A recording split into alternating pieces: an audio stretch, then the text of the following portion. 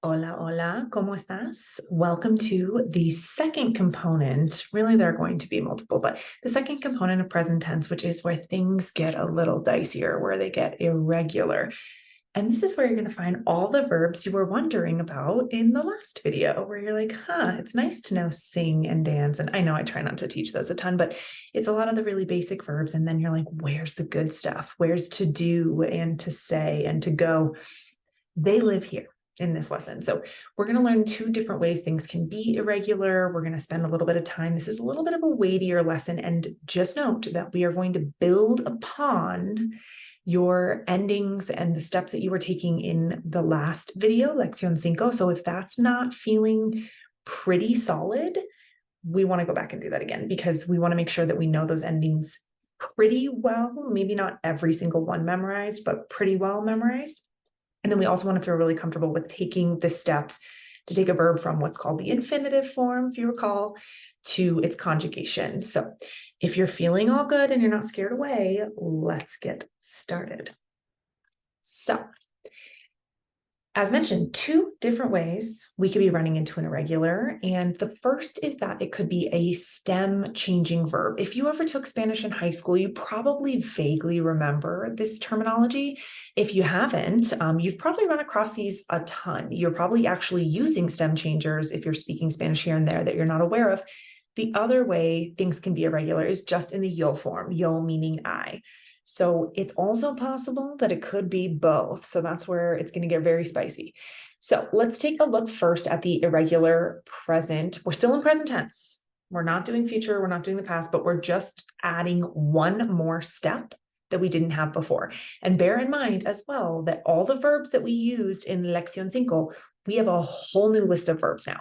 And if you haven't taken a look at, I have verbs in tiers, definitely check those out. Or if you have a 501 verbs book or a list that you're keeping, many of those verbs are going to be regular or irregular. We'll kind of talk more about that as we go, but part of it is going to be on you to memorize which ones fall into which category for present tense. So there'll be a ton of memorization as usual.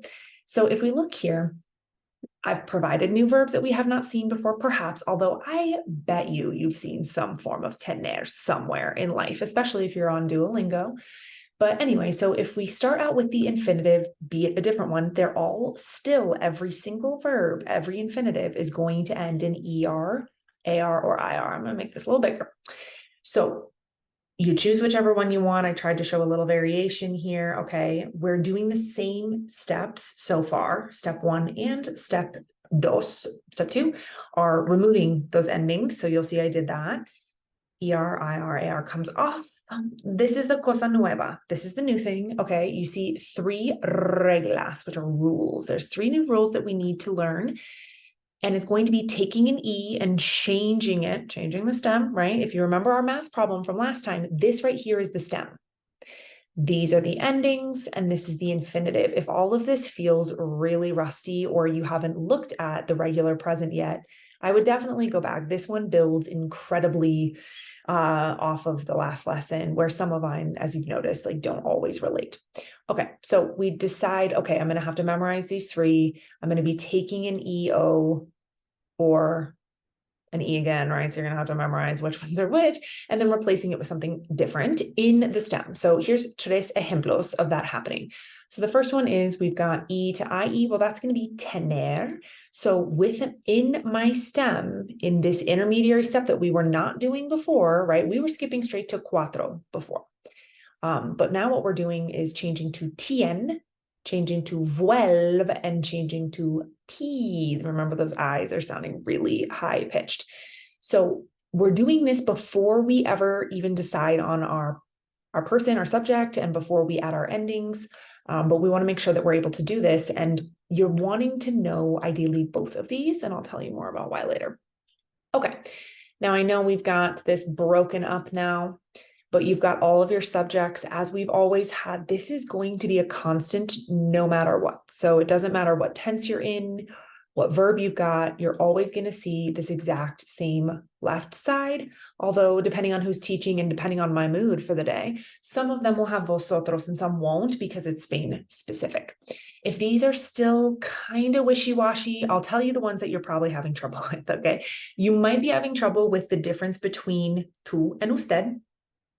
You might not know who ustedes are. And you might be struggling with something like the name Marcelo or something where you don't see that on the chart. It's not on this left-hand side, but you're trying to figure out who to conjugate for. Who's the closest match to Marcelo on here? And we would find short answer is that that's going to just be considered a third person. The other thing that's not featured here is this also can mean it, right? So if it's like it rains, you'd be using the ella usted. And then if it's something like Marcelo y sus amigos, and his friends, well, now I've got multiple people in the mix. I'm not necessarily one of Marcelo's friends, so I can't claim we. I'd probably more so be saying they, right? Because if you think about it in English, that's the simplified version. If you say Marcelo and his friends, comma, they are going to the mall, that's how you've decided already to simplify. So take some time with these. If we don't have these written down somewhere, if we're not able to kind of make, throw yourself a flashcard that says nosotros on it, flip it over and see we, or do the opposite. It's time, okay? It's time because this isn't going to go away. We're going to have this same left-hand side with the same meanings forever and ever. So it's time to put the work in if we haven't already. Now, here's the good news. Same subjects, like I was telling you, and same tables, same endings, no diferencia in the endings that we're going to use for AR, ER, and IR in present tense. So what are we doing differently then? Let's zoom back out a little bit and see what is the one distinction or the one diferencia from what we were doing in the last video, because a lot of it's very repetitive. Take a peek. Pause if you need to. Pull up the review document for Lección 5 or that video in the background. Do what you need to do. You'll notice it's just here. We are just making a change to the stem, but everything else remains the same. We still start with an infinitive, remove the ending, make a teeny tweak now on the assembly line, and then we're going to add the same endings. So let's just see this play out in a couple of different ejemplos. So we're taking different verbs. I'm telling you here that entender is an E to IE. Life isn't going to tell you that, okay? There's no free lunch. So you're going to see the verb entender, and somehow through power of study or what have you, you're going to go, oh yeah, I think there's something special about that verb in present tense. And that comes with repetition and practice and time, right?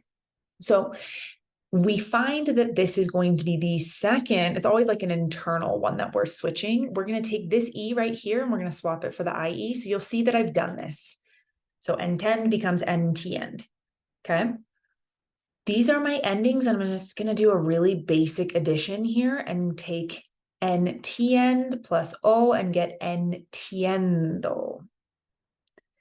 And then entiendes. And pause here. What emphasis are you hearing? Which vowel is it? Because it's always on a vowel, right? I know I've been talking about this since the dawn of time with pronouncing words, but as you can tell, you're being dished new iterations and just new words all the time. And so knowing how to pronounce them is formulaic. So for these ones, let's try one more time. So entiendo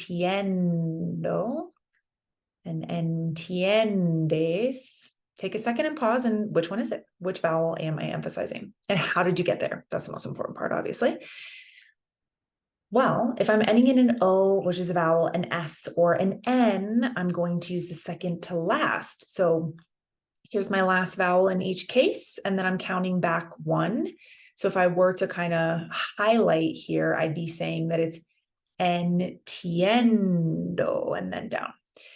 Now, everything's good. We're rocking and rolling to entiende, but then I need you to pause here. And this is the reason that I've put vosotros in here. If you notice, I kind of forget about it here and there, but I wanted to include it because nosotros and vosotros are going to be in the same boat here. And what they're doing, hopefully is becoming clear to you as you take a peek, what is different about nosotros and vosotros in this chart than all the rest of the conjugations. Pause if you need more time, because I'm going to tell you the answer now. There's no stem change. we used our original entend both times. Now, if that's frustrating to you, I get it. Yo entiendo. Get it? I understand.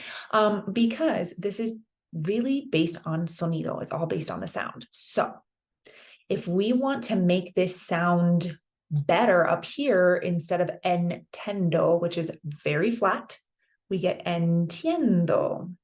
But then we're shooting ourselves in the foot, basically. When we get down here, we added that extra vowel and it kind of makes things fall apart. So it's going to sound like entiendemos. And I know I don't have to do the dramatic eyes or the head movement, but I feel like it really helps. Entiendemos is me showing you two mountain peaks within the same word, or 2 points of emphasis at the front and at the back. And we can't have that. That's against the rules. So we revert back to the simple way.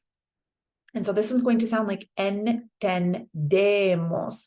And we're really letting this vowel shine this time. Entendemos. Okay. So as you're never going to say a full chart in a conversation, obviously. That's just for drills and just for class.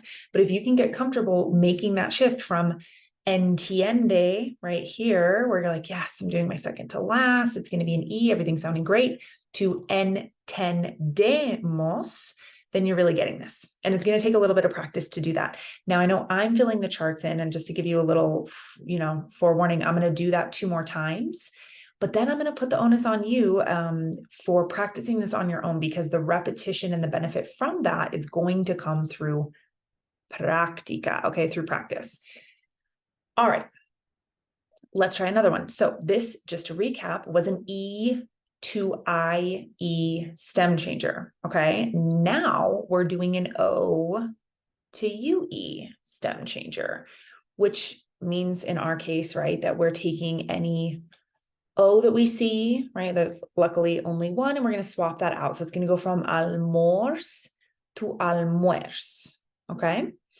So if we see almuers plus O, and we're doing that math, it's going to be totally fine through almuerzo and almuerzas and almuerza. So we're getting in a rhythm. We're hearing the sounds that we want to be hearing. I'm pronouncing my second to last, which still falls here, until we get here. And now we've got almorzamos, right?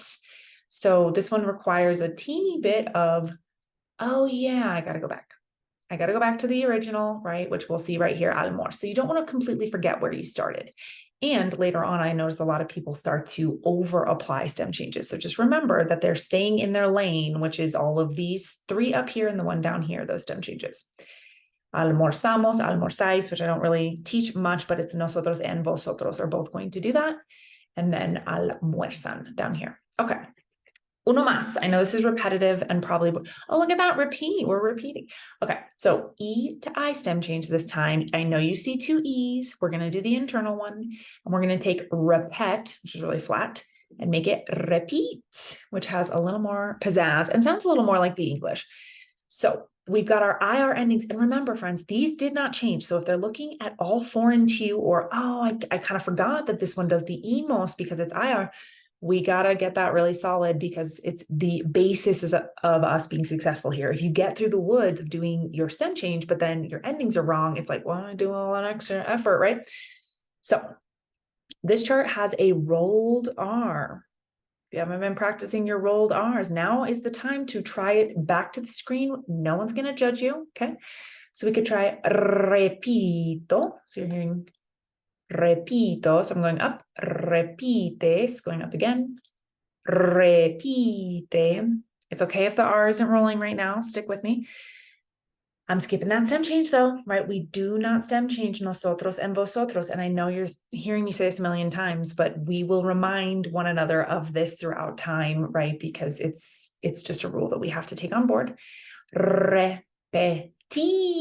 So I'm actually still making an I the star of my show. It's just part of my ending this time, not part of what we are calling this the stem. Okay. And then repiten. So we get repetimos, repiten. If you haven't been repeating after me and all of that, it's absolutely fine. But I would recommend another go through if you get the time, where you pronounce everything that I'm saying along with me. Okay. So let's take a look now at our stem changes by category. Okay, so I gave you one example of each, obviously, but what would benefit you a ton right now or later, but ideally right now, you could pause it, is out of these cinco, I give you cinco of each. First of all, do you know what they mean? Would be ideal, right? If you don't, you can look it up later, but I want you to choose one and try to do the whole chart of it. Okay. You have all the information you need to do that. So you'll just write yourself a little chart, right? With the yo, tú, él, ella, usted on a piece of paper. You'll pick whatever verb you want. This one's a little bit tricky in the yo form, but I'm going to come to that, I promise. Okay. So maybe we take pedir. So let's say, for instance, you're taking pedir, you're taking a chart, you're filling in yo, tú, él, ella. Take a second to do that. I would pause this video and do that. You gotta put pen to paper on this instead of just watching me do it, right? So give that a try. I would do the same proceso, so you might need a pretty lengthy pause if you can, to pick one of these. I think we've already done entender, but I mean, this is so incredibly common, this verb. Have you ever heard quiero or quieres? Well, that comes from querer, which sounds funny, querer, to want. So you could fill the whole chart in. I gave you 2 hints on the top 2. And then lastly, over here, these are our OTUEs, and we did almorzar already, but maybe you'll pick, this is an incredibly common one. If you've ever asked, ¿puedo ir al baño? You're asking, can I go to the restroom? It's like the most common phrase I think people come out of high school because they had to ask to leave. But this is a UE that we're putting in. And this is the verb to be able to or can. So choose whichever you would like. These are my top selections. So I picked 15 or 15 that I thought you might benefit from using. There are many more. If you're following along with Complete Spanish Step by Step, they have tons more. My only issue, if I may, with how they present it is they do them by ending and stem change, and I find that complicated. So you'll notice here I've put an IR, an AR, and an ER all in the same list. I don't see why not. It doesn't really change anything. You will notice all of these are IRs. That's not a coincidence, right? So be observant, I suppose, of these things, but don't worry too much about if the book is ordering things differently. You can just select them and make your own list. But they have many more options for you. I'm just trying to keep it simple. Okay. So you're filling in one of these charts. So just to give an example, I'm going to pick volver, which is to return. I'm going to write it on my sheet of paper. I'm going to say yo vuelvo, tú vuelves, él vuelve. I'm going to pause here because I know this is where it gets real. And instead of volvemos, which you're going to inevitably do that and then go, oh, that sounds terrible. Volvemos is what we want that to be. So VOL will keep like that. And then vuelven. And you're pronouncing them out loud, giving it a shot if you want to write them down and then try to highlight which vowels getting emphasis. I think that's a great step. I know this feels really laborious, but it's putting in the work and getting the muscle memory of how am I supposed to write this and how am I supposed to say it? Because both of those are importante. So let's do a little bit of traducción here. Okay, we have a couple to translate, and then I'm going to put it on you to translate some for yourself, rather just to write a full sentence with. So, okay, let's start with a lie. So this is, yo nunca miento a mis padres, coming from mentir, which means to lie. So this is saying, and pause it if you want to try yourself, I never lie to my parents. Good on you if this is you. It's not me, but that's my first ejemplo, my first example that I'm filling in here. Feel free to try los otros, the other ones. The vocabulary might be the problem. We might not know volar or parque. I would look one of these words up or a couple of them. You want to get comfortable using a translator. And if you can use it word by word, that's actually the best thing you could do. Some people will pop an entire sentence into a translator, and it just, the more things are strung together, the more opportunity there is for misunderstanding or difficulty with the translator. So I really like using Spanish Dictionary or wordreference.com, but you can also just use Google Translate. That's easy as well. Now, when I ask you to create your own, okay, here what I'm looking for you to do is take whatever the inputs are. I'm also giving you a big old hint, okay? So for this one, let's see, which one do I want to do? Let's do pensar. So I get to nosotros. and pensar. And I see it's an E to IE, and you start kind of robot style going, okay, I take off the AR, I get pens. I'm changing out the stem. And is anybody yelling like, no, don't do that, right? Ideally, you're doing that because you're telling me it's nosotros. So honestly, this is kind of mean that I'm even putting this here, right? It's kind of cheating. So I don't actually need to stem change here. I would just say nosotros pensamos. Okay. And if I want to make this a full sentence, which is ideal, I could say nosotros pensamos sobre la economía or something, the economy, right? Woof. There we go. That's my oración completa, my whole full sentence. But you're probably like, come on, you didn't even do a stem change, cheater. Fair. Okay. I will go back and do one. Let's do devolver. So this is to return like an item. And again, you'll probably need to spend a little time with a translator on some of these if they're brand new to you. But I'm going to say tú, and then I like to do the steps and write them all the way out. If you're on a computer, great. If you want to do it by hand and then you just have to cross out. I do this. Devolve, because I took off my ER. I go back in, add, and then I add my ending. So I'm kind of like tinkering in different parts of the word as I do that.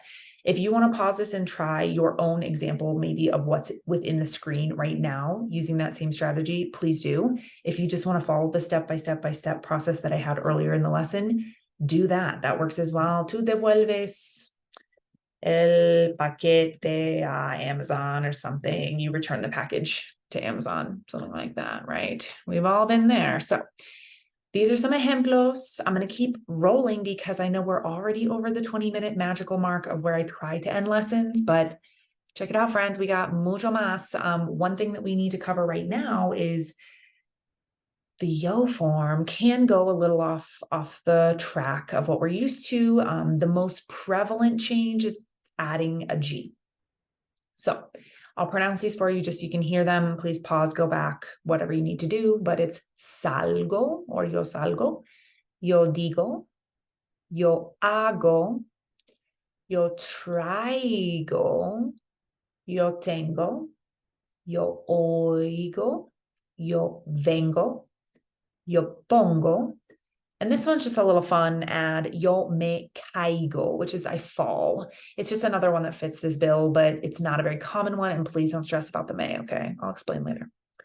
All right, so those are all of our GOs, and I put them in these categories so that you can group them. Like, who wants to make whatever this would be, 15 flashcards? No, killing trees. And we want to keep things simple. So keeping them all in a group together helps me very much. If you are feasting your eyes upon all these verbs and going, I don't know what half of these verbs mean, I'll run through the definitions real quick, but you're just going to want to make sure you look some of these up. And you may even recognize a few of them from this list I provided. There's some overlap. So I'll do this quickly because I didn't define the other ones and I can't make you look up a million things. So let's just do it. Salir is to leave. You're writing these down somewhere. That's what you're doing, or you're making a flashcard and pausing. Decir is to say or to tell. Hacer is to do or to make. Traer is to bring. Tener is to have, like a possession. Oír is to hear. Venir is to come. Poner is to put or place. Caerse is to fall, fall oneself, which is silly. Okay, so those are our verbos, and then we get to two more lists in a random grab bag. Okay, so we've got skull. Sounds kind of funny, but it's conozco, conduzco, and traduzco. Okay, and those are all kind of the ser and ser verbs that just needed. They can't be conico, conduco, like they sound terrible, so they had to be irregular. And this one is to know or meet someone, to drive, and to translate. So feel free to write those down if you need to. We're almost there. You know ser and estar, but can you write down what the difference between ser and estar is for me, just so that I know that you know? Because they both mean to be, obviamente, but what's the difference in use of soy and estoy or ser and estar? A very good review of lesson 3. If you are feeling like, oh crap, I completely forgot about ser and estar because we've been working with so many other verbs, no shade, okay? But they're back and they're going to be here the rest of time. So make sure you review those. Dar is to give. So this is yo doy. And then ir is to go, which is yo voy. So those two rhyme. I will do a deeper dive on ir and how to use it and some fancy stuff you can do with it in Lección 8. So we'll come back to that. And lastly, we have our land of misfit toys where I had nowhere to put these. We've got seguir, to continue or follow, is yo sigo. Saber is yo sé. Have you ever said yo sé, yo no sé? That's what this is from, saber. And ver is yo veo. Okay. So por aquí, you've got a couple of opciones. All right. So they're all yo forms this time. You can just peek at your list, but ideally you've spent a little time with your flashcards and a couple days later, you're knocking out as many of these as you can without looking. So I'll just pick one at random. I'm trying to make a full sentence if I have the space. I know this is a long lesson plan with a ton of examples to fill in, so it's fine if that is all you can do. I could say, yo tengo una hermana, and that is a family member. Are you able to remember who? This whole sentence is saying, I have a sister. Okay, so let's just recap real quickly because this was lots of contenido, lots of content, and at speed, as per usual. But let's go back to the top where we found out that there are two different types of irregular present tense when things don't follow the rules that we learned in Lección 5. The first one is that it's stem changes, meaning we've added one special step where we're applying 3 different rules to get our different stem changes achieved before we even get to our people and our endings. Our endings are the exact same as they were in present tense, regular, lesson 5. They're always the same. So that's nice. Our nosotros and vosotros do not stem change ever. So really, if you think about it, nosotros can never be irregular in present tense. Ooh, except for ir. Okay, so whatever, right? So there are a few that are irregular, so just disregard that. But mostly, they're not going to stem change and be irregular like that. So we start to practice our pronunciation, second to last, right? Making sure that our nosotros sounds a little different because it has no stem change. We're remembering all of our endings as we go.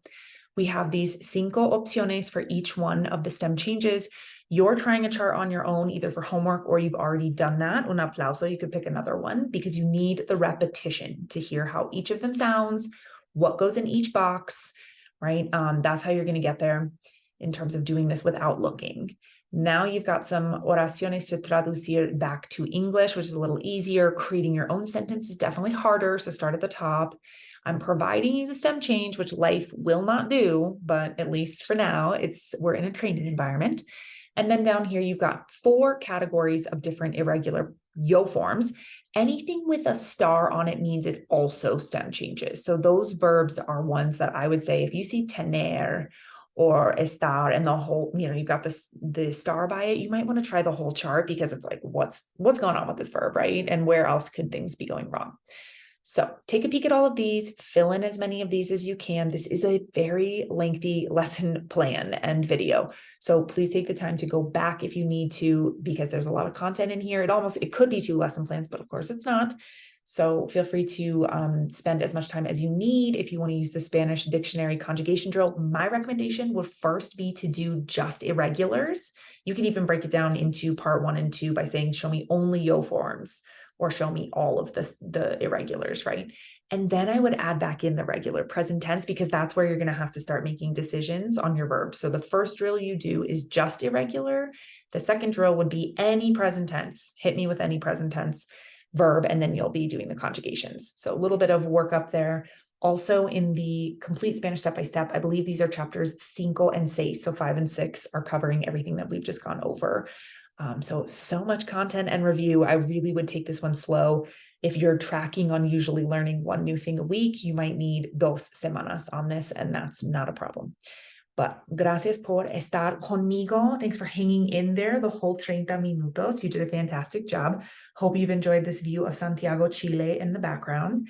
And let me know if you need any help with this topic. If you have preguntas, there's extra practice, but really repetition of this formula, the rules. That's how you're going to get there. So happy studies y nos vemos en lección 6B, where we're going to take the entirety of present tense and do a nice little review. So I'll see you there. Hasta luego.